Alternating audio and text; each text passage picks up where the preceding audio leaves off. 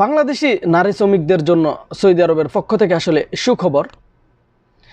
যারা অবৈধ নারী শ্রমিক আছে সৌদি আরবে, তাদেরকে বৈধ হওয়ার সুযোগ করে দিচ্ছে সৌদি গভর্নমেন্ট।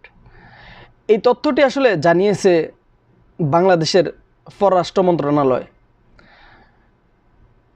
আসিফ নজরুল পররাষ্ট্র উপদেষ্টা, তিনি আসলে জানিয়েছেন যে আসলে সৌদি আরবের পক্ষ থেকে উনি যখন প্রথম সফরে আসছে এখানে, তখন উনি এই দেশের পররাষ্ট্র মন্ত্রণালয়ের সাথে আসলে কথা বলার পর তারা আসলে বলছে পরে জানাবে। তারপরে আসলে এটা জানিয়েছে তারা যে যারা অবৈধ নারী শ্রমিক আছে এই দেশে সৌদি আরবে, তাদেরকে বৈধ হওয়ার সুযোগ করে দিবে। এটা আসলে অনেক একটা বড় একটা সুখবর, কারণ অনেক অবৈধ নারী শ্রমিক আছে এখানে।